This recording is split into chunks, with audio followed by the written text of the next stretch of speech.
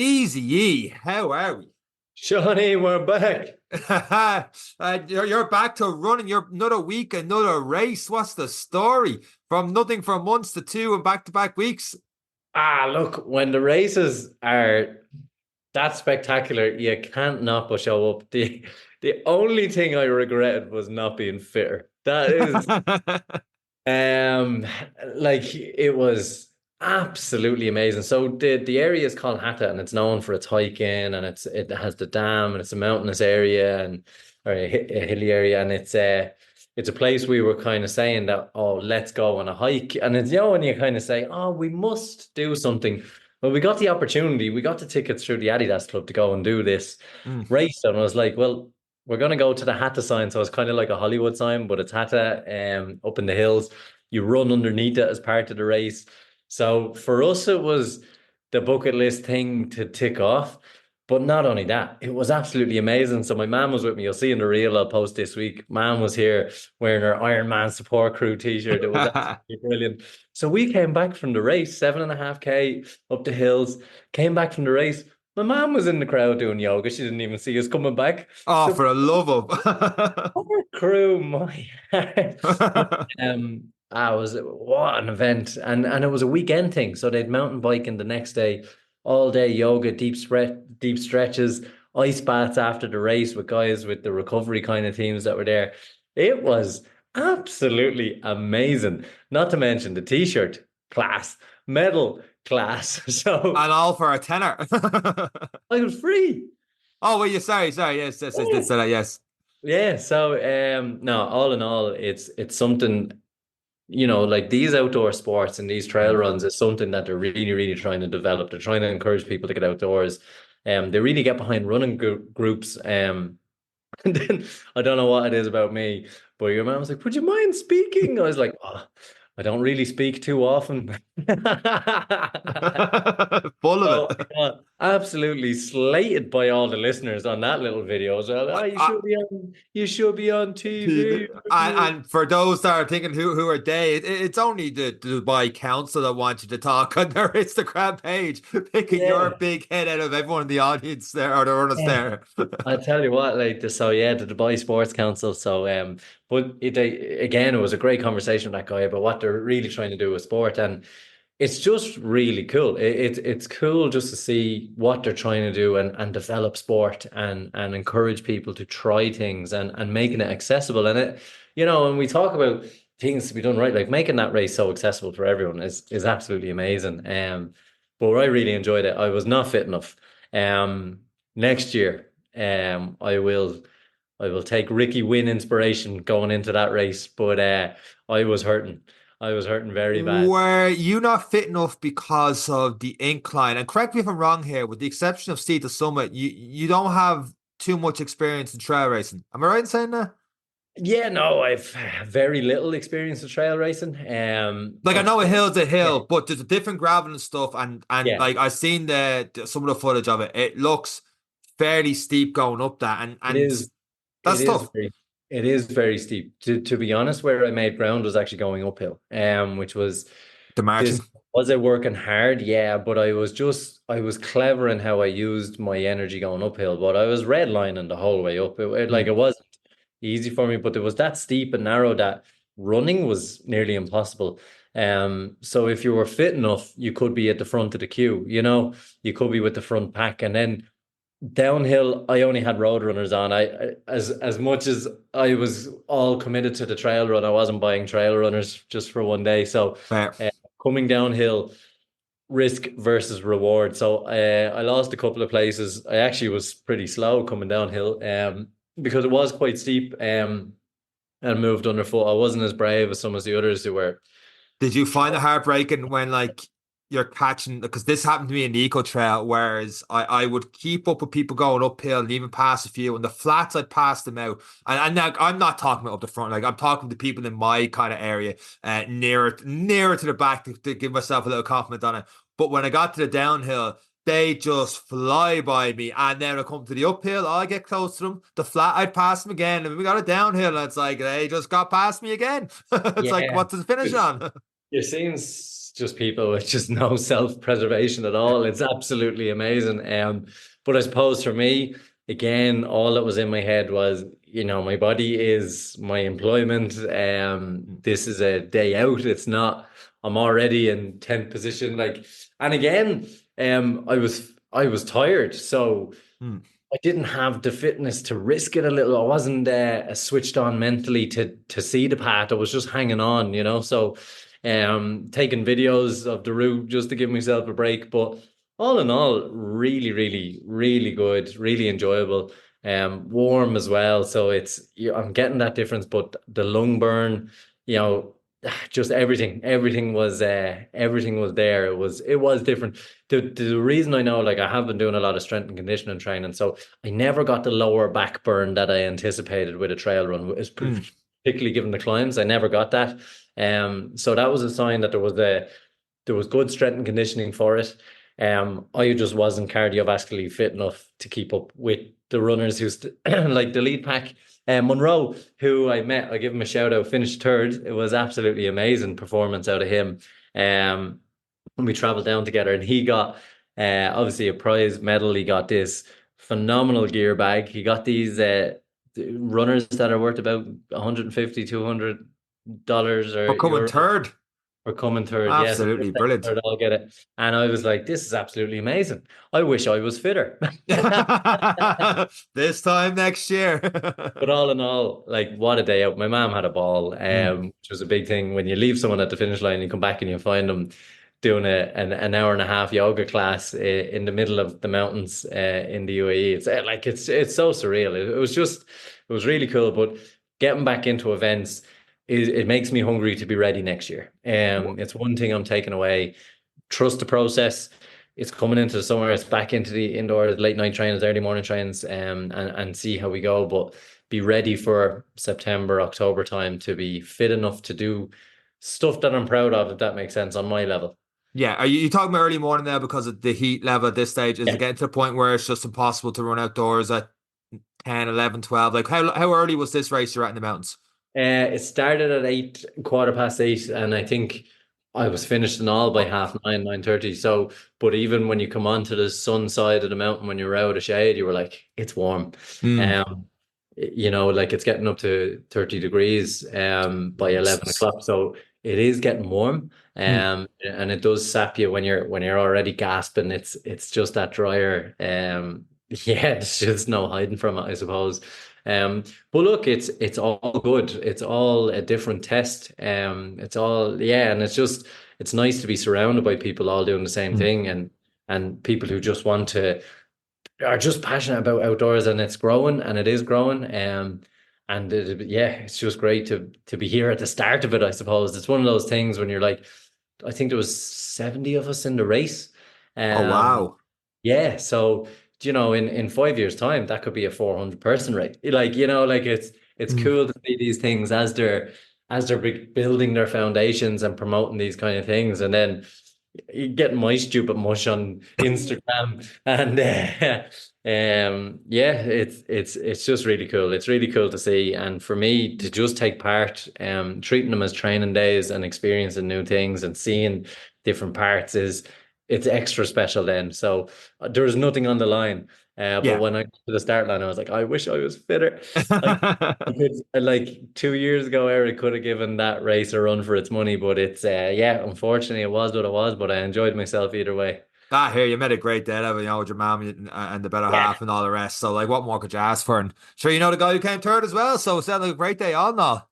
absolutely. Yeah. So And it did you was. jump into yoga afterwards as well? Because that much needed post race Uh, stretch, or did you walk it off? Not gonna lie, I stuck to You the ice bath. I got into the ice bath, and you it did was. not. Yeah, yeah, yeah. It was absolutely amazing. Dude, 4 ice baths set up there for people coming off, and you could choose to get in. And it was the first ice bath I've done in a while, but they set the temperature. It's a really cool machine, pretty much an ice bath flowing through, but well, yeah, it was 8 degrees or 4 degrees was the choice. And when it's Ooh. 30 degrees outside and your heart rate's 180, that's a big differential. So it was enjoyable. It'll be part of the story as well. I actually moderately keep my calm on the video, but yeah, all in all, as event setup goes and as resources and as everything else goes as part of event, it was absolutely amazing. That sounds absolutely bananas. Ice baths and yoga retreats and all at the end of it. I just can't wrap my head around that. But switching gears a little bit to this week's guest of the Any Given Monday podcast. Yeah, this one is a really, really great episode. This is one that's going. It just means so much to so many people. This guest really has touched so many people in his own journey, and what people are about to hear is someone's journey. It is as real and as open and as honest they can be about their life and how important sport is in their life and what they've done with it and how inspiring. We were definitely inspired. This was a phenomenal, phenomenal episode. We often talk about a lot of guests we have that inspire us and get us thinking about different things, but you can actually hear the wheels turning in my brain on this one because there's one point near the end of the podcast where you ask them, what's the next big deal? What's the next big thing they're going to do? And he starts talking about what it is, and I light up. You can hear me in the podcast. I light up on it. And because of this was the tipping point in my decision as well on my next big event. So when he talks about what he's doing at the end, that's what I'm doing at the end. I'm going to get to see him at this event. And I know just listening to what he's been through, he's going to crush me on it and the very best to him. We can't say any more on it. Let's get straight into this week's episode of the Any Given Day podcast with Jay Redmond. Let's go.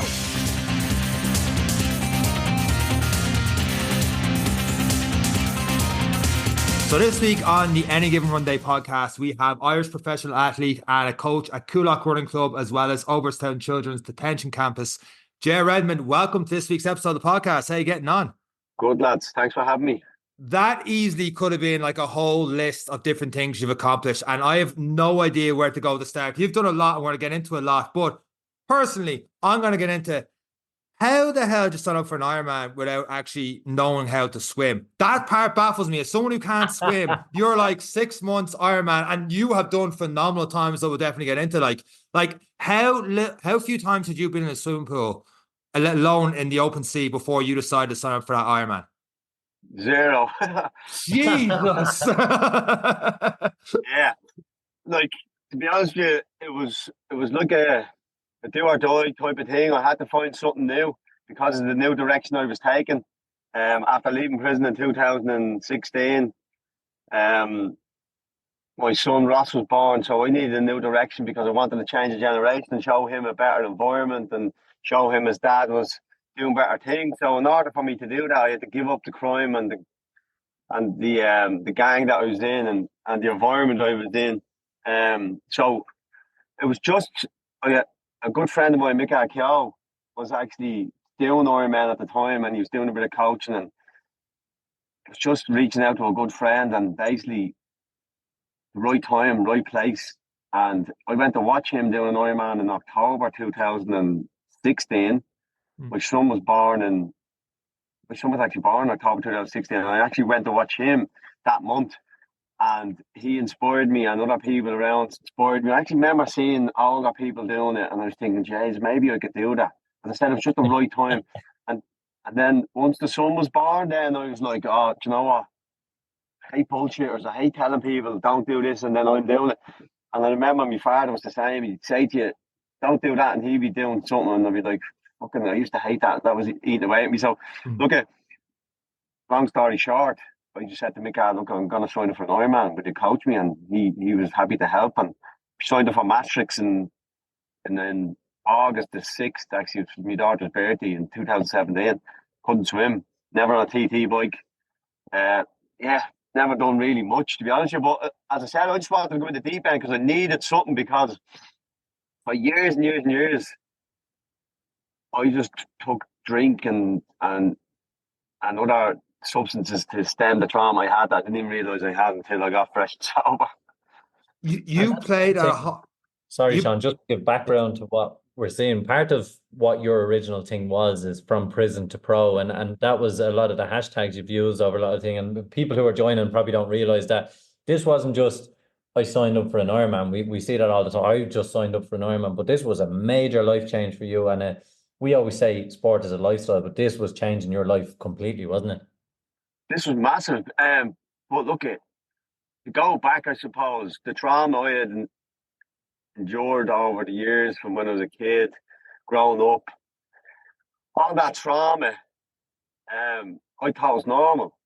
And the things I was doing, I was using the things I was doing, being in the gang, hurting people, wrecking the community, taking drugs.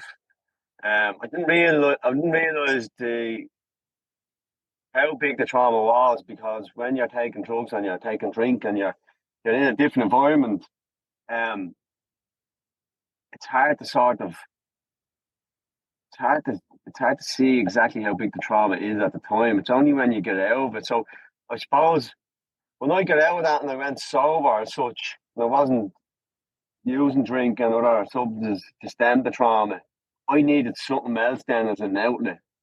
And then when I took up triathlon and I signed up for that Ironman, that then became my new medicine to stem my trauma. So I took it to an extreme level, because I was still at the trauma, but I was now using this new, I suppose, new medicine as an extreme to stem the trauma. And I didn't even realize at the time. And it wasn't until actually my wife was giving out about me saying, "You've changed, right? Yeah, you've changed and you're sober and all, but you're still fucking not in the house. You're still not present, you know?" Because I was still, although it's a sport and although it's a good thing, right? I actually was saying to her, "You must be jealous. What the fuck? What are you going on about?" But do you know what I'm saying? I was using this as an extreme thing. I was out all day, every day, 2, 3 times a day. I still wasn't present, if you get me. I was still, might as well have been in the gangs, although I wasn't hurting people, although I wasn't doing something dangerous, although I wasn't affecting the community. I was still not present in my family home, if that makes sense. Anyone who's gone through an Ironman or training, the commitment level, and it is one of those, you're never around. I was actually going to start using the word medicine every time I go for a training session. Now I'm just going for my medicine. And that's what it is. It's a nice way of putting it, but it is a big commitment, and I suppose everyone can understand the extremes. Then you're taking it to for that release, that's something, that push, and that feeling of the challenge, the difficult, the body being so tired as well. At what point then did you find, okay, how do I balance home life? Was that different for you coming back to balance home life and this? And how did you keep the peace, I suppose? I tell you what I don't know. Because when I got fit and healthy, that gave me the ability then to realise that something else was up here. You know, this is not really that normal. So I was getting up. I got that caught up in it. I was getting up at 3 in the morning. I used to set myself goals like during the winter. I just pick a random date and just say I'm going to do 120k on that day. I wouldn't care what day it was. Wouldn't care what the weather was. And bear in mind, I was only new to the sport. I hadn't got the right equipment either. I hadn't even got cleats. I hadn't got overshoes or anything like that. And I'd say at 3 in the morning on the 25th of February, I'm going out to do 120k. And that was me testing my mind. That wasn't me testing my mind. That was me feeding the trauma. So I knew that wasn't right. So what I done was then, once you're healthy and you're in a good place, I knew that I needed more help. So that meant getting counselling. So I was open for that. So as I got the counselling, as I started working more on myself, I didn't need it as much to train as much. I wasn't punishing myself, because what I was doing was punishing myself through sport, right? And as I got better, and as the more I talked about, and the more I got the trauma out, and the more I released all that, I suppose, opened the trap door. I didn't need endurance as much as I did before. If that makes sense. So I started to dwindle off. Now I was still doing it, but I was doing it at normal times. And I was balancing it then a lot more. I didn't need it a lot more. So yeah, that was what happened. The more help I got, the less I needed it. If that makes sense. At the time, did you think you needed something really extreme to take your mind into things? Because like you were a high level pro soccer player, and like part of you could have went back into that. Would that be like going back into the route of different things where you needed that kind of headspace that something like triathlon training would bring?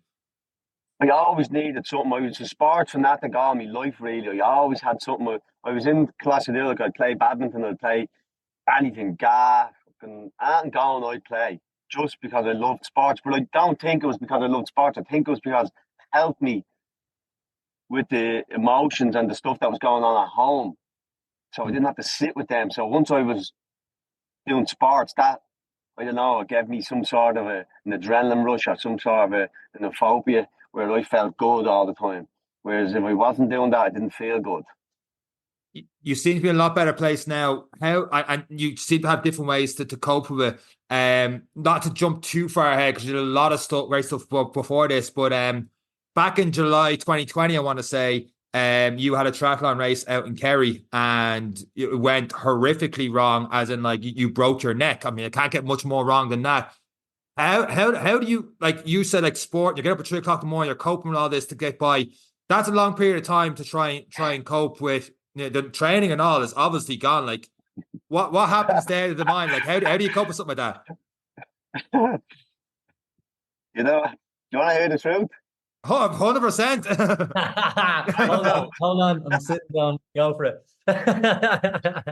I broke my neck originally in Waterville. I went to the hospital and they said it was soft tissue, right? So I signed up for the Bantry Hardman, which was about 2 weeks later. I done that with a broken neck, right? I was in bits. But I was thought it was soft tissue, so I said, fuck it, it'll be grand. Anyway, I got through it. Then I signed up for the full Ironman in Kerry, the other Hardman, which is a full one. I got dragged out of swimming that. And I remember sitting in my hotel and I was like, fucking weasel you. You should have just kept going. I was like, my legs are still working. So I marched back up to the start line where the run was in the marathon. And I said to the guy that was running it, he said, look, any chance of doing the marathon? My legs are working, I'll be all right. He goes, yeah, if you want it. Fair play to him. So I finished the marathon. Now, bear in mind, I didn't know I had a broken neck, right? I thought it was soft tissue. So then I went to get an MRI up in Santry Sports Clinic. And it turned out I had a broken neck, right? So your man's saying to me, now, you're going to be able to train for 12 weeks if to wear this neck brace. And I said, look, there's no even point in saying that to me. Tell me what I can do or I'm going to fuck myself up. So we came up with this solution that I would get a watt bike, which I rented out, and I ended up cycling on a watt bike for 12 weeks. Jesus. You've got a great video that is really eye-catching on your Instagram. It's just a neck brace and your head is the caption. And when you click on, you're like, no excuses. And it's just you on the watt bike with a neck brace on. But that's down to my trauma was still raw at that time. So that was me I just needed that. If I didn't do that, right, I would probably end up back in the drink or doing something else. You know what I mean? So for me, there was no other option for me not to train because I didn't want to go back down the wrong road again. That just wasn't an option. So for me, the option was continue training, give myself something to do and stem that trauma every day and have something to live for. Or if I don't do that, God knows what will end up happening. So that to me was worth my life having to do that. So there was no way I wasn't going to train. So yeah, and then when I got the neck brace off, 2 weeks later, I done a full marathon. So, it just wasn't an option. And to go back again, when you're looking at that first Ironman, you've worked hard. Obviously, it's a new medicine, and we accept that it's with trauma. But when you stood up to that first Ironman start line, what did that feel like for you? Was that a recognition to yourself? Well, I know you understand now a lot of it was trauma and training, but go back to when you didn't know. Was that recognition that you're on a good path? What did that feel like to be standing at that start line? Yeah, so yeah, look, I remember standing at that start line like it was yesterday. It was a beautiful sunny morning, and it was about 7 a.m. And I just remember thinking, like, this is living, you know. Look, this is how you live your life. No one around here is looking for that off me. No one around here is looking for any favours. Everyone just wants good for you, you know.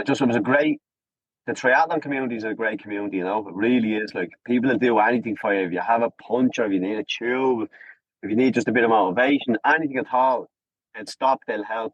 And I just felt that day. I felt the love in the area. I felt the positivity amongst everyone. And it was a really, really good time for me to say, you know what, I was proud of myself. I've come a long way. I'm here, standing here. I still didn't know where I was going to finish it, but mind you. Because I honestly didn't because it was a 3.8 swim and I was like, I don't even know. The only good thing about that was it was an Australian exit. So it was a 1.9 swim up, and then you had to get out and walk across. So I was delighted with that because I was able to break it up into two parts in my head. I said, right, as I get there, I can stand up, have a little breath, chill out, and then I'll do the 1.9 back. And, funny enough, it was grand. I actually, you build things up in your head more than what they are. But it was great to get through the swim. I knew once I got out of the swim, I'd be fine. But that was a day for me, a day of recognition of, you know what, you've come a long way and it's all behind you now. It's just a matter of keep putting one foot in front of the other, And from that point, when did you decide I'm going to become a professional? Well, it's even like when I finished that, because everyone was telling me, oh, you're going to suffer on the run and you're going to suffer. It's the biggest Jordan's race. So I'm waiting for this suffering, right? And I'm on the run. And I'm like, what the fuck are you talking about? Suffering? Yeah. So I was like, none of you have a clue about suffering. I'll bring you back to when I was a kid. I'll bring you back to all the suffering I've been through in my life. The real suffering that we go through as human beings. Sports was not suffering for me, so I didn't respect it in that regard. So I went looking for it. So I was going around shouting. Like, obviously I was in pain, but I was liking the pain. It was fucking giving me that energy to push forward. I was going looking for it. The more pain I felt, the more alive I felt. So I was using it. I suppose I was using the negative and pushing it through into the sport. All that trauma I had, all that negativity inside. I was pushing forward with that, and it was feeding me, And then when I finished that, I remember finishing the race, and I just got this just pure self-confidence, self-belief that I could do anything. I was like, I'm built for this shit. I didn't feel pain out there. I loved that pain. So I've loved the sport. I couldn't believe how much I loved it and how much it helped me. And I just wanted more of it. So I signed up for Lanzarote, which is the toughest in the world. I said, I need to be tested here. If this is for me, let's test, see where I'm at. I've done Lanzarote and I've done it in a really good time. And again, the suffering, I was happy. It was good. I was enjoying it. I enjoyed the suffering. I went looking for it and I found it. But I was well out for it. So then the answer to your question, I signed up for Ironman Barcelona, which is flat. That was October 2018. 22 months after I took up the sport of triathlon, I signed up for that, and then I started looking around to see what the time was to become a pro, and it was sub 9:30. So the best one I'd done at that stage was in 11 hours I'd done in Maastricht, and then I'd done 10:36 in Ironman Lanzarote. So I had to go sub 9:30. So a lot of people was laughing at me, telling me, "Yeah, you're mad, you won't do that." But I'd nothing to lose, and a lot more to prove to not only myself but to my family and everyone else around me. So I had that motivation within me, and I had all that stuff that I was talking about, the trauma. So I knew how much I would put into it. I knew people didn't understand or realize what I was getting from this sport, yeah, 9 hours 30 is not average. Like it is Nope. well above average. I crossed the line after about 13 hours, feeling sorry for myself and everything else. But like 9 hours 30 is some going flat course, hilly course. It doesn't matter the course. 9 hours 30 is phenomenal for 22 months of training. Had you got coaching? Were you doing it a little bit on your own, or just using your friend who you were looking up to at the time? So I went from Mika and I went to someone else then. I went to my guy up, Oliver Hark, and I went to him. Actually, I went to him for Lanzarote, and then I went to Hub, which is over in Base Lakes, Aina over there in Gavin.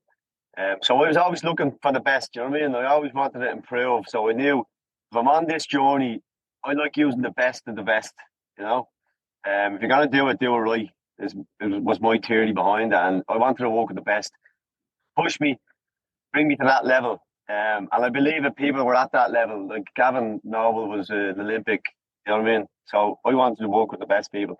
So yeah, look, I went to them and I kept asking them for more. I was like, is that pushing me hard enough? Fucking give me the 6-hour sessions. Give me the, But look, I just followed suit, and I was like a soldier. I just followed every session. Because you can't push it that hard. You're not strong enough yet. You get injured. I didn't get that. I just want to be fucking pushed, man. I want to get this pro license. Anyway, I ended up in Barcelona, and I remember standing there going, I'm fucking ready for this. I left no stone unturned. I trained every day. I've done every session.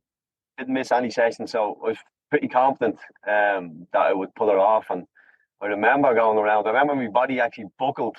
I think 20 mile in or something. My body actually went like a banana shape, and I said to myself, "Get your fucking act together. You've about 6 mile left." Yeah, I remember having that talk with myself, saying, "Get the fucking act together." What? Because you're sort of looking for an excuse. You know what I mean? And your mind is your mind's very fucking finicky. Like if you start thinking something's wrong, something will go wrong. So I remember that coming in, that body sort of buckling, and I remember saying to myself, "Get the fuck up the road." You know what I mean? You've 6 mile. You're just after doing nearly 9 hours. You've a couple of minutes left. So yeah, look, after about 5K to go, I sort of knew it was going to happen, and I started tearing up. And again, I was like, "Shut the fuck up!" You know? It was a massive achievement for me, but I could feel my throat closing up. So I was like, "Fucking relax, you've done nothing yet." Anyway, I come to the finish line, and my family's there, and I get handed the Ireland flag. And I just remember thinking, my family visited me in prison probably 2 years before this, down in Shelton Abbey, and they're here now handing me the Iron flag for me to go underneath in an Ironman. And 9:26 I went under in, right, and they handed me the Iron flag. So for that for me was just like from the pit to the palace. You know what I mean?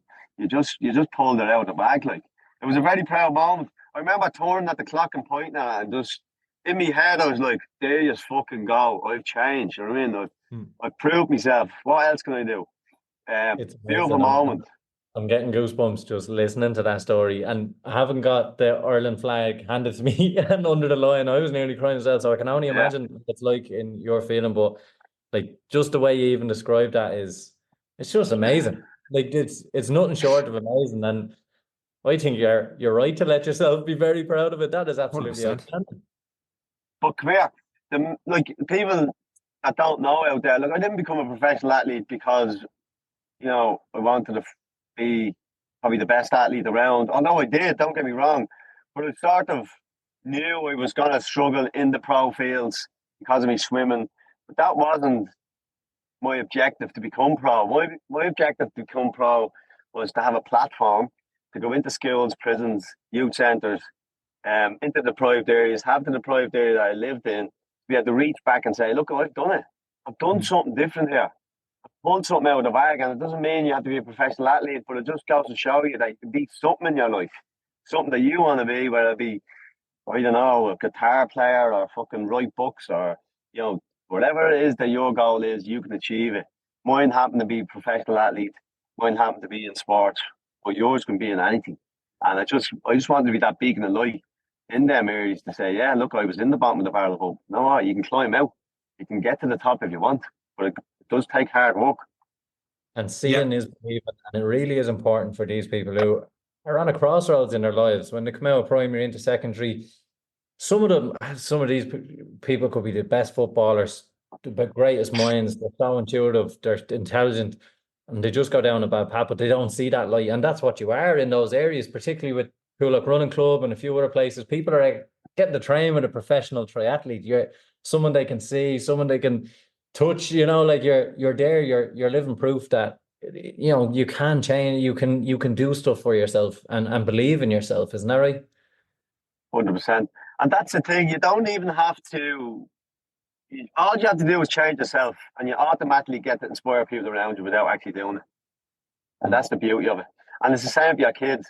All you got to do is change your own traits, and you don't even have to tell them, man. They just follow you anyway. So it's an easy process. It's a hard thing to do, but it's actually easy for it to fall into place and for people just to follow in your footsteps. People around you, especially our kids. Because for me, it's the kids. If you change yourself, and as I said, if I had continued on the road I was on, my granddad was locked up, my dad was locked up, I was locked up. Where does it stop? My son would have been locked up, and it doesn't stop until you actually change your traits. Because regardless to whether you're negative or positive, your kids will follow in your footsteps. They'll always follow you.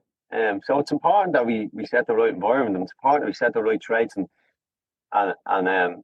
and let them follow suit.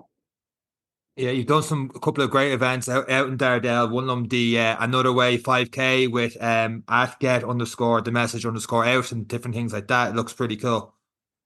Yeah, so that was an idea I came up with 3 years ago.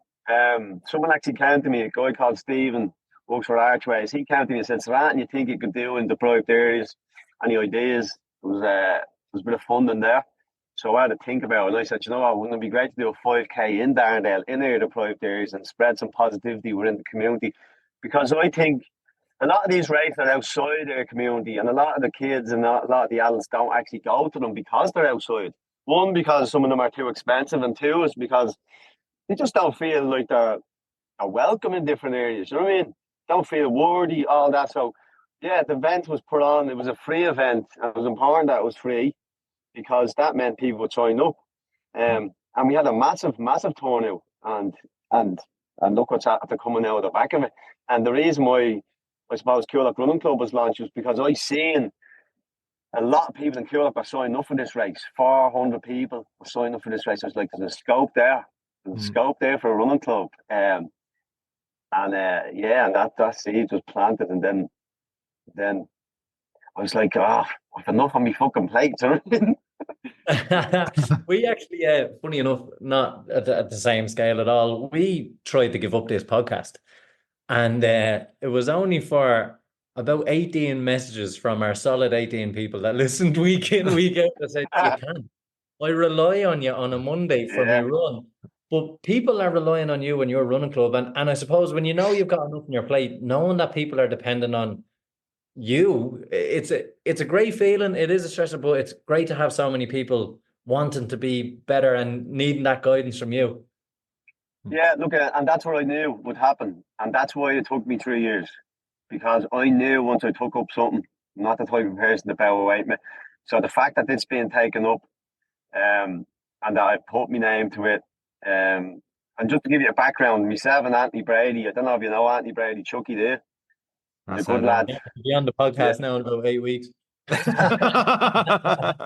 He's a great story himself, and he's a great lad. And I actually approached him because he's local and his heart's in the right place, and had a chat with him about setting this up. And then he was happy to come on board because you need the community, you need other people. You know, I knew I didn't want to do it on my own. I knew I couldn't do it on my own. Or I could, but it would affect the family and affect everyone else. Because I know what I'm like at doing things. I'll fucking give it everything. You know what I mean? So it was great to get him on board, and then we created a community or a committee, sorry. And then that's how it evolved. But to answer your question, yeah, it is great to have people that I suppose you're accountable, because I'm accountable now to them people. So that makes me turn up, right? So, but when we initially launched this, like once I had that thought process, right, this is going ahead. I'm 20 years into this. I'm not trying this out. This is happening. This will be here for 20 years, and hopefully when I go and die, I'll be here for another 20 years. Because it's so important to have this in our community. The health and well-being of this and the community spirit that we're getting at the minute, it was the right decision to do. And it makes it well worthwhile when you see the people up there and the enthusiasm of them and the positivity and the coffee chats after. It's unbelievable. It's unbelievable. Fills your spirit. We used to always say running was looking on the outside, it was like running is an individual sport, but when you get into it, it's like it's anything but like, and you have the tag for Coolock Running Club. It's like happiness and true success is only real when you reach back and share it with others. Like there's no point in getting all these accomplishments. I'm sure you feel like that Ironman and the trail you had there, the Irish flag at the end, that wouldn't mean as much if like your family and stuff weren't there with you to share that moment with. Yeah, 100%. But the thing is, that, and that's the reason why I sort of reached back to the community, is because I know the tool of sport is a massive tool, and it's changed my life. And without sport, I'd be probably dead, and that's the truth of it. So I know how much sport can be a massive tool for others. And a lot of people aren't open up for counselling, aren't open up for psychology and other stuff. Don't see, I suppose, what it can do for you. But I believe once you take up sport, you then can get healthy and get the ability then to make that right decision to then get counselling, And even if you don't, sport can be a winner in your life. And then obviously the community, then bringing the people together, everyone chats about their own problems, their own issues, and everyone knows them, we're all together. So it brings it togetherness, you know. And the happiness and true success, that mantra, that was Ando came up with a mantra of his. I came up with a mantra of mine, and we amalgamated the both of them. Brilliant. That's how that came about, which was brilliant. It was like meant to be. He said this, I said that. I said I wanted to reach back to the community. He said happiness and true success, and another few bits, and we just amalgamated, and it became that. It was great, lovely moment between the two of us. But look at, although it's great and what we've done, without the community, without the members, you know, well, nothing. And community has pulled together here, you know, and made this a success. And like that, it's positivity breeding positivity. It's like that. It's people start to make that change, joining up to your own club. Their kids see them making that change. They might get involved in it. And then, as you've said, it's there for another 20 years, and it can change, and sport can do that. And that's the beauty of it. And people who are going and getting involved in these things, a lot of the times, particularly I found with individualized sports and stuff, you always think you're the only one with a problem, or I can't believe I don't know how to handle this. And when you find out going to these run clubs, you'll hear someone else going, you'll never guess what happened to me today. And then all of a sudden your problems aren't as scary. They're never individualized. Everyone is going through something. And it's nice to be surrounded by people who can talk to about it and then train together. And that helps that community spirit. Yeah, absolutely. And even like, you know, when you're around your own people, like it's different, you know. Like when I go up to Coolock and I'm around my own people, I feel different, you know what I mean? I feel understood, you know what I mean? I feel I don't have to hide, I don't have to pretend. I am who I am. You know, I'm a bit of a black and white character. And I don't care if people, I am who I am. And if you don't like me, you don't like me. I don't really, with all due respect, I don't really give a bollocks, right? I'm 41 now. I'm too old to care anymore. I'm good inside, I feel good, I'm confident. And you know, if people don't like you, they don't like you. Who gives a bollocks, right? You gotta be yourself, yeah? Because, you know, you get a lot of fake people out there, and they're playing for the crowd or whatever, pretend they're this and that. I used to do that. I've done that at one stage. Now I don't care. You don't like me, you don't like me. This is the way it is. This is what we're doing. You don't like it, don't do it. You are 100% a straight shooter, and the way you're talking about yourself, like pushing through that last couple of K and the Ironman, and just like fucking get on with it, and like don't cry and all the rest. I have to ask, because the video on your website is class. In 2019, you took 8 athletes to get a sub 3-hour marathon, and someone was struggling, and it's literally towards the finish line. You literally have them wrapped around your neck, and you're dragging them across that finish line.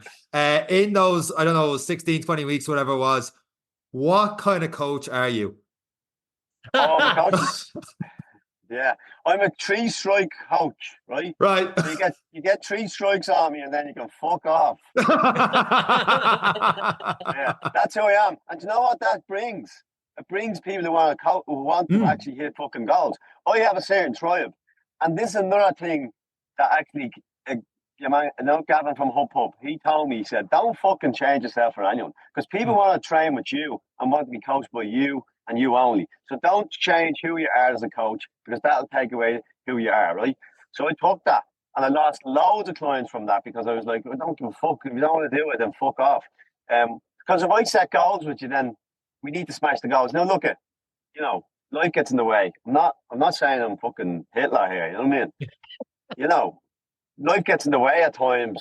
People get sick. I understand that, but we have a goal to set, and you're freaking about. We're not in the same wavelength. I'm not doing my job if I just take your money and let you on. Oh yeah, you're doing grand. Nah, fuck that. You're not doing grand. You're not fucking putting the work in, and that's it. And if you can't take criticism from me, then fuck off. You're not a right fit. You're not a right fit. You're not a right fit. And I'm okay with that. Do you know what I mean? And it's not personal, unless they take it personal. I don't take it personal. You know, not everyone fits everyone. That's why some people like to sign up for things where they take criticism all the time and get pushed beyond their comfort zone. Is anything you've done that you might have got a lot of criticism? Yourself?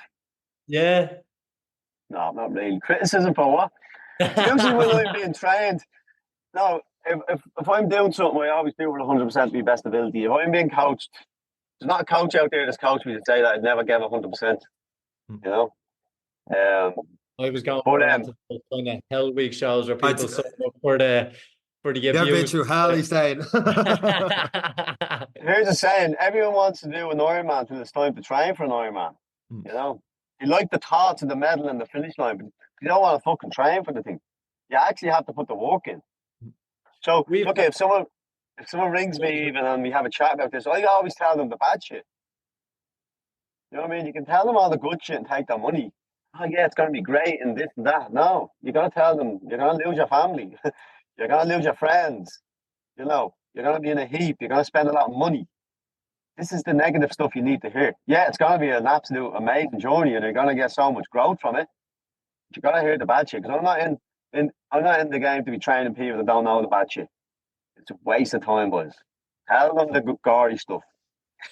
And do you find, like, we've had a lot of guests over the last little while that are training together? We've kind of been brought into the little circles of groups who are training together with common ethos. The people you brought with you, those 8 people, the people who are sticking around for the training, are you finding with them now they're building their own community of performers and people who are wanting to work hard? Are you finding that once they get through those barriers and stick to the process, the consistency, are they all sticking together now? Yeah, listen. What I sort of built is a mindset. Do you know what I mean? So all the people who I've trained over the years have had a good, solid, strong mindset of no excuses, don't miss training. But this is the tribe you create. Do you know what I'm saying? When you are that person, you create a certain tribe. Other coaches create different tribes that don't want to be given out to. That's people go to a different coach. I create a tribe that want to be pushed, that like being told you're not doing that right, that like being pulled on the bullshit. You know, and anyone that I'm coaching the last 5-6 years that's still with me, they like that. That's what they're into. They like being pushed. They like being told. They don't want me just to take the money. They want me to continue to push them on the goals. And yeah, great mindsets. And then their friends are becoming better athletes, and you know, it creates that sort of mindset everywhere. When Eric was alluding today, you going through hell and stuff like that was Hell Week when you were there in 2021. You had a post on that where you said you learned your biggest lifelong learned lessons on that show. You seem to have been through a hell of a lot before that show. What was so different being on that you learned a lot? Was it how much you could push yourself? But because at the same time, you're already I think you got sub 9:30 in the Ironman by then anyway, so you've already know how to push yourself to the limits in terms of sport. What was different about doing Hell Week?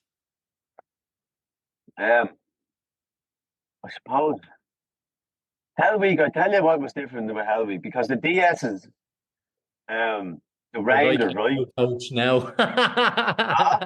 Hmm? You're like how you coach now. Them Rangers, right, can see straight through you. Do you know when you have a weakness and you think no one knows about it? Hmm. Well, them fuckers know about it, right? So this particular fella, Ray Goggins, yeah, he kept pulling me, going, "You're fucking weak." He kept saying to me, and he was telling me, he said, "You've no fucking skills in this, you've no skills in that," and I was like, "This fucker knows. He can see through me, right?" And it was killing me at the time, and I was like, it really hit me hard when he was saying to me. But you know, it was the best thing I needed to hear at the time. And when I left that show, I got fucked out, not left. Let's be honest. Let's be honest there. I fucking pulled out of the show. I couldn't go anymore. I was there for the 7th morning. So it's a week long. So I was there for them at 2 in the morning on the 7th day. Yeah. I'm trying to get a bit of credit. I was there for a week. I was there for 6 days and 2 hours. But anyway, Sit to the 7th day. yeah. But look, it was the best thing I needed to hear. And when I went home, I remember saying, you know what, he's right. Fucking face your weaknesses. Write them down. Get after them. And don't be afraid to fucking tackle them, because that's where you get true strength. If you're weak, you'll continue to be weak all your life. If you don't fucking write them down and get after them and find out why you're weak at that. Get uncomfortable. Overcome it. And it builds up the armor, you know what I mean? I had a chink in my armor, and that's what it was. I wasn't getting after the weaknesses. So that was the chink in my armor, and that's what caught me out in the end. That's why I didn't finish the course. But it was great because it's learning. I failed, but I failed to learn. You know what I mean? Which is a great lesson. I when he's saying that to you at the time, though, you know, you're weak and stuff, is your first reaction, fuck you? I've been through so much, like, or is it like, no, he's telling me this for a reason, I need to go and figure this out? But at the same time, you probably had feck all sleep through 6-7 days going through all this, and God knows all the stuff you've been through. Like, your head must be an absolute wreck, and then you've got someone there being like, you're weak. Like, I can't put myself in that situation of what you're going through, all the tiredness, all the rest, and then having that being hammered home at you. No, do you know what? I was an open book going in there. I wanted to learn, and that's why I went there. I went there for growth, and I said to myself, no matter what these lads say to me, I know these lads are 100%. These lads aren't going to be attacking me with bullshit. Do you know what I mean? Like, I know they want to get you up, and I'm not going to lie to you. You know what I mean? So it's having the respect around these men, because they're fucking unreal to be around. I've not met you. I've never been around or in presence of anyone else better than them Rangers. They're unreal, and to have that privilege to be accepted onto that course was an absolute privilege, and something I'll never forget, and I'm very grateful for. So for me, I had that much respect from that. When Ray said that to me, I was like, he's fucking right. You're right, Ray. No, I didn't say that to him because he'd have told me to fuck off. I could only give him 10 press ups. You couldn't open your mouth, right? So you just inside, I'm like, he's fucking right, because I knew he was right, because I had got the weaknesses. So I knew he wasn't lying. Do you know what I mean? I knew what he was saying was right. So I knew he wasn't making it up. And I knew I had to suck her up. And I knew I respected this man that much. Yeah, you're fucking right, Ray. Yeah, you're fucking right. I know you hurt me here, but you know what? I need to hear it. One of the things in the show as well, we talked to Small before we hit the record button, was I'd seen a clip of you were talking to a psychiatrist there, and she was saying that you lacked confidence. And when I was watching this morning doing my research this episode of the podcast, I was like, wait, no, this can't be. Like, I literally paused it halfway through, and I was like looking through the different things you've done up until then. Like you've done talks with like Google, and you're in schools and all the rest, and like, so you've done a lot of public speaking and stuff. And I'm assuming that's before you were on the show. Maybe I'm wrong, correct me on that. But I'm like, how do you not have it? And then you were like, yeah, no, you're right. And she went on to say how like the other people that were going through Hell Week were happy that you were with them. And even from that clip, you could tell like you helped motivate and push people through, just like you did with the 8 athletes getting sub 3 hour. Like, how do you like, were you trying to not fake it till you make it with confidence? Were you trying to just push that out there, and then you had some things to internalize afterwards? Or what's going on there? Yeah, so look, I used to do a race. So I had this conversation with my counsellor. I used to do a race, and I'd have confidence for one day and it'd be gone. And he said, "You're like a leaking bucket." It's down to what I was put through as a kid, and I just hadn't got that confidence. I was constantly nitpicked that. You know what I mean?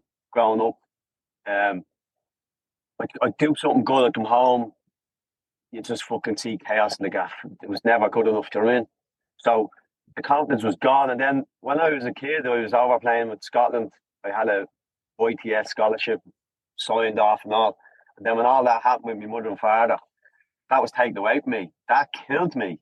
So my confidence went from that day on. I was like a dead soul going around with nothing in me. My head was down. The confidence was gone. I was the most confident person I ever meet when I was over in Scotland, when I made as a YTS. For me, that was me professional footballer, which was my love for all my life. And once that was taken from me, the confidence went.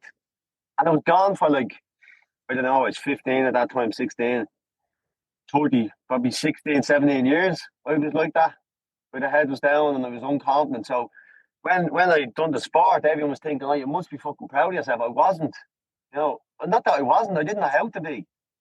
I didn't know how to be proud of myself. I didn't know how to be confident.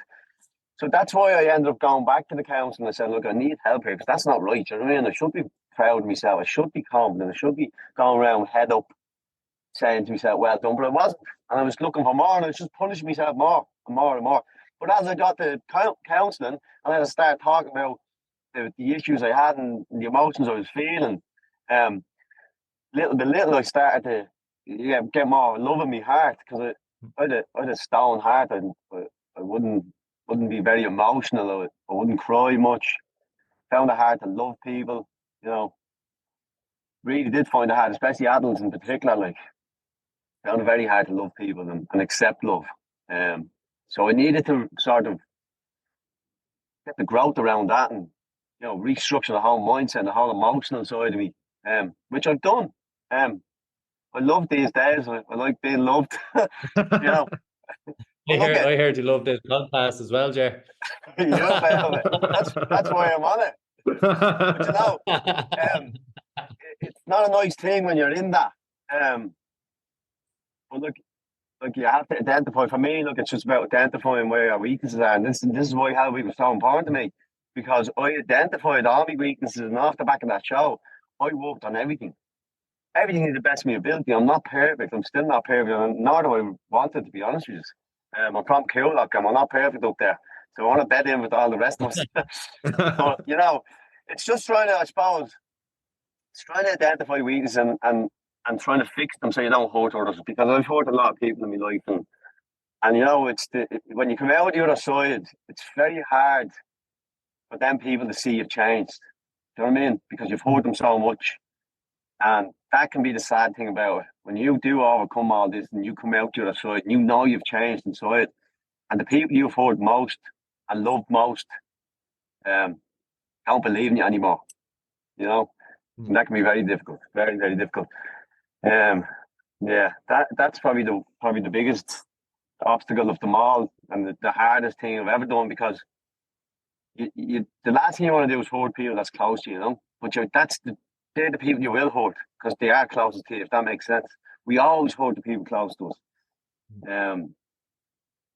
So that's a sad thing about, although I'm in a good place and although I know I've changed internally, to not be able to enjoy that with the people that I love most is very disheartening. Do you know what I mean? It is. But look at it is like yeah. especially because in the end, you when you're doing all this transition, and I won't speak, but you're kind of hoping that this finish line or that finish line or the next goalpost or the next corner I turn, maybe I'll get back to that bit of approval or that little bit of connection that I had with them in the past. And time is a healer as well. But I suppose the important thing for you is that you're healing yourself, and you can't please everyone, and that's the hardest part. That is the hardest part, because you know, the finish lines and all are great, but that's not what's important in life. Family is the important thing, you know. Family and loving the right people and enjoying life with people. I used to think it was all that, and as I said to you, it was fake for me, because all the external people, I was looking for all this external love and all this, oh, well done. But as I got the work, I realised that I don't really give a fuck about that, to be honest with you. That's no disrespect. You know what I mean? I'm happy for people to be supporting me when I do race now. I'm not saying that, but that's not what's important, if you get me. If I didn't have that, I wouldn't care. You know what I mean? If I didn't go to another race, I wouldn't care. I'll always train, because that's my medicine. The events doesn't really bother me, but I go to the event. So the finish line is not my pinnacle. Me winning would be to have the people I love around me. You know what I mean?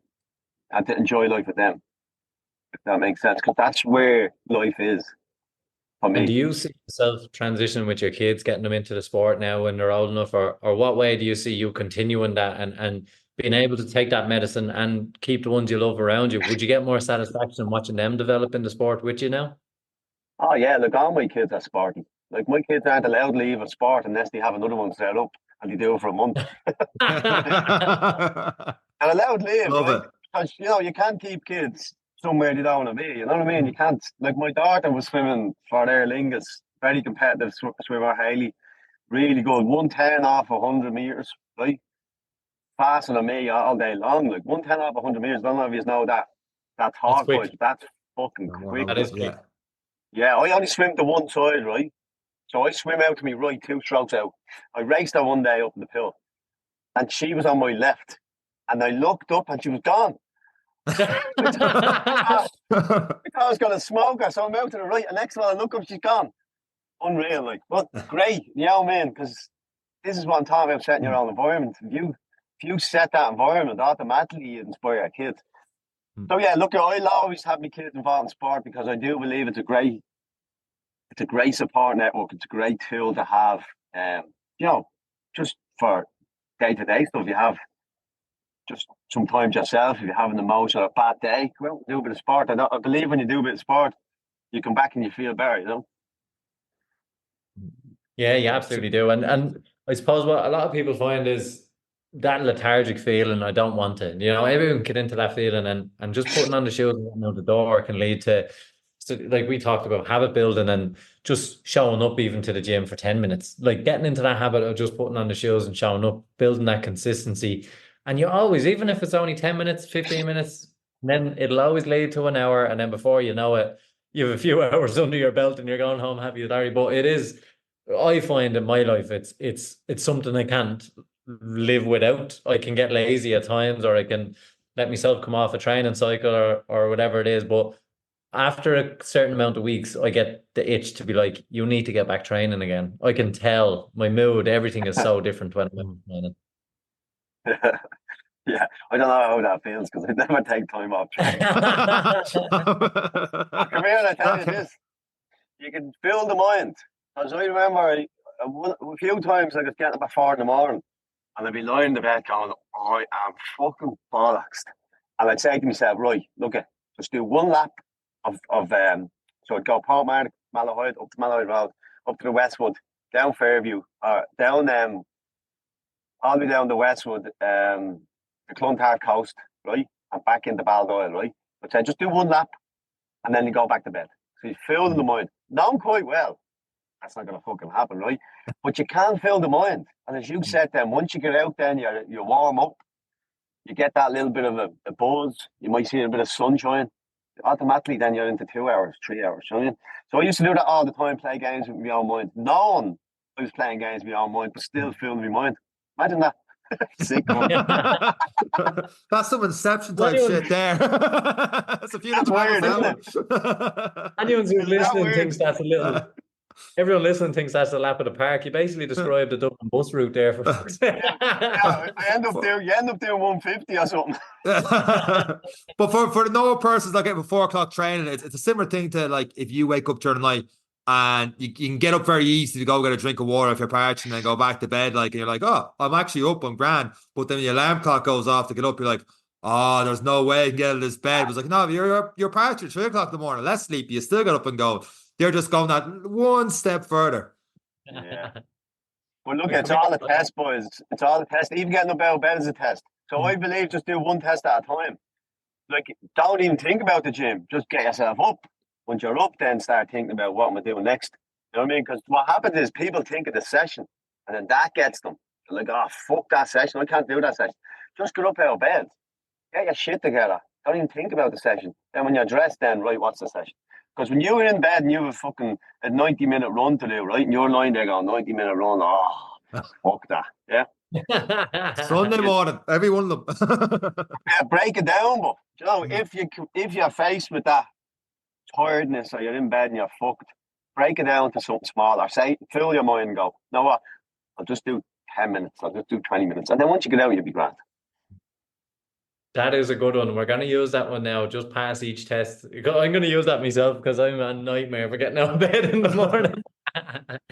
Absolutely. Yeah. But look, I know the finish line isn't for you, but what are your goals as an athlete in the next year or two? Well, I'm doing that. I just signed up for 50k in the morning in Dundee. I signed up. You got the ticket. Yeah, I got jealous. Now there's a couple of lads in the club doing it, and I don't know what this year. I just want to do something that fears me. You know what I mean? Now I have got something else booked, but I haven't even told anyone about it yet. Go on, you can tell us. Sure, we only have 2,500 listeners. You won't tell anyone, will you? No. If you're online a week or two, a couple of weeks, anyway, go ahead. So I'm doing the 50 in the morning, and then I signed up for that backyard ultra. Oof. Which one? Yeah. Which one? Last man standing. No, in Tipperary or in Dublin? Yeah, in Offaly, is that Tipperary? Oh, down Tipperary. Oh, yeah. Brilliant. Yeah, I want to test myself. I love that test, right? Here's where I am with that, yeah? Yeah. You see, after, I don't know how many hours going to be there. I'm not even going to, I don't know. I'm I'll going be to be there there for for the as long. first hour, pass the first test. See, I'm learning. No, I'm You've got thinking, 24 tests in you. You've got 24 tests in you at least. I'm thinking at least a day. Like, yeah, but like, do you know what the test there is? Can you get up out of that chair for that fucking whistle? Right? Mhm. Are you a weasel? It's on you. It's on your mindset. It's nothing to do with anyone else. It's an individual fucking decision. Can I get back in that start line? I fucking love that shit, man. That's right up your alley. I did it last Yeah. year in May in Dublin, and Did you? I'm signed up again this year. And it is one of those where you don't die in the seat, you die in the lap. And my legs, I got to lap Is 15, it? Yeah. and I felt great. And came back in. I was like, I'm good, I'm good, I'm good. 2 minutes I was with him. I got up and went, oh, I'm not good. And the first Yeah. 20 minutes is all uphill. They actually anyone listen, they changed the route to go the opposite way this year. But I Downhill. got oh no, it's still a loop going up and down in Dublin, but it's you go clockwise instead of anti-clockwise. For some reason they changed the route last year. It was my first time doing it. But it's just 20 minutes and trying to slog up, and that the time wasn't like there. Like I got back in an hour 15 later, legs are shot. He came walking up after me. He's like, yeah, go up, show you what happens. Like, they don't work anymore. And I swear to God, like I couldn't even lift my leg to go, like the little half a I'd say 6 inches of a little thing in the walk-in shower. I could not get my foot over. I had to grab it with two hands, get my feet over. The legs just completely seized on me. But you're gonna do great that down in Tipperary, the elevation. You're gonna absolutely love it. That's up your alley. I'm hoping you're saying that scared you a bit, not the 50K, because I'm down there myself in the morning. But don't clap me across the head too hard when you lap me, because it's 14 laps now, and I'm aiming for like 4:45, 4:50, and I'm happy. And I know your time's gonna be a lot quicker than that. Yeah, look at the 50K doesn't. It's a piece. I'm not disrespecting 50K or anyone that's doing it, but no, that doesn't get me at all. That's that's a handy one. You've got sub 3 hours. It's like you're into a mental battle now with the backyard ultra, because that only lasts as long as that second last person last switch. Like that, I'm excited. I might even pop down to that after Quest. Jeez, I'm after saying the podcast. I must now just to see you for a lap or two on that one, because that's going to be interesting. That gets me now. That gets me. Have you got a crew to go with you, Jay? Do you know what? I'm thinking of bringing no crew. I'm thinking of actually putting it on me. That's where I'm at with it. I'm thinking, fuck everyone. Bring your own fucking food and get your own fucking ass up and do the fucking lap. This is where my head's at the minute. You know? Yeah. I want to test myself. I'll do my own nutrition. And I don't mean this bad way, but fuck I wish I everyone was else. there. I'd be hiding your Haribo and everything every lap. I'm eating avocados. He didn't want the crew, did he not? Fuck him. Just don't eat the busy cola bottles. You're gonna absolutely love that. In hindsight, that's what I'd love to do, but like that probably wouldn't work. Do you know what I mean? I probably would need one or two people there just to give me a little bit of feel and a bit of motivation towards the end. And you know what? No, the main thing would be just to wake me up, because I can sleep anywhere. So I'm thinking if I come back and I have 10 minutes, I'll get the nap in, but I don't want to oversleep. So if I have someone there give me a slap, get up, that's all I would need someone for, really. Yeah, just because make sure I'm up. Having an alarm clock setting an alarm clock every hour and stuff. And you have a guy banging pots and stuff, but I mean, you could easily go into a deep sleep for 10 minutes and all of a sudden that's your race over, or like you get up and you 100%. get your number going through the start. And that's what happened to the World Championship. Someone got 70 odd hours and he started one lap and he must have changed his clothes. They've got to bring his number or his tag or something with him. And they're like, that's the rules. You're done. You're out. And on 3-4 minutes sleep every hour, you're not going to be thinking it straight. And like what helped me get through was like I messed up my nutrition completely. Like I spent the end of 2 straight hours like waiting for a queue for the jacks to get in, and Eric's like, right, you're not doing this right, you're having too much of the electrolytes, we need to pull back, we get water, we need to get this in, that in. And then 2-3 hours later I felt okay, I'm actually good to get going again. I got another 4 or 5 hours, only because someone else was there to think straight for me instead of me thinking how long to get here and keep yourself up and going. Yeah, and that's the thing, you'll make mistakes as it goes on, you know what I mean? Now, the good thing about me is I've been in the endurance world for a good 6 years now. I'll have all my stuff prepped before I go down. I have a good understanding on how nutrition works and how many calories I'll need going through the whole thing. Yep. So I'm okay with that. And the rest, I'll just bring the balls. All I need is the balls. But you know, no, it's definitely a test, and it's definitely because It's like Hell Week. Hell Week is a test.